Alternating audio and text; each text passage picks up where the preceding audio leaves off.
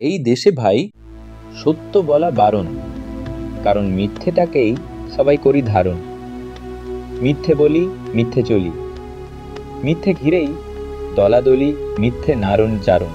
এই দেশে ভাই সত্য বলা বারণ, মিথ্যে নিয়ে ওঠা বসা, মিথ্যে নিয়ে অঙ্ক কষা, মিথ্যে দিয়েই চলছে এখন বাঘ ভাল্লুক মারণ। এই দেশে ভাই সত্য বলা বারণ, সৎ পথে এগোতে গেলে সমাজ করে বারণ, কারণ লোকেরা এখন মুখোশ পছন্দ করে, এটাই বড় কারণ। ছোট লোকরা গায়ে পড়ে নেতাগিরি করে, চুপ থাকলেই ভালো। প্রতিবাদী মানুষ সব ঝামেলার কারণ।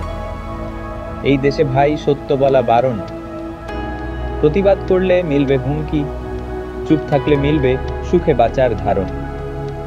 কারণ এই সমাজে সৎ মানুষ হওয়াটাই সবচেয়ে বড় বারণ। সত্য আজ আর চলে না, চলে মিথ্যার চালন। সত্য শুনতে কেউ চায় না, কানে লাগে, মনে হয় অপমানের কারণ। এই দেশে ভাই সত্য বলা বারণ, দালাল দাদা পাশে থাকলে মেলে অনেক সুযোগের ধরন। কারণ চাটুকারিতাই এখন জনপ্রিয়তার আসল কারণ। সত্য বলাটা নাকি বিপদের কারণ, তাই এখন সত্য কথা বলাটা একরকম বারণ। গরিব অন্যায় করলে অপরাধী, আর বড় লোক করলে দুর্ঘটনা। বিচারে হয় ভেদাভেদ, কারণ টাকা থাকলেই সব পাল্টে যায়, এটাই এখন বাস্তবের ধরন।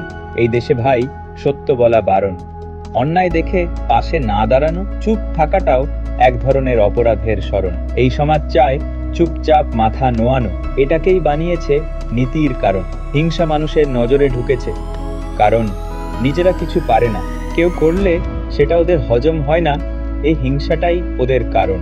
এই দেশে ভাই সত্য বলা বারণ।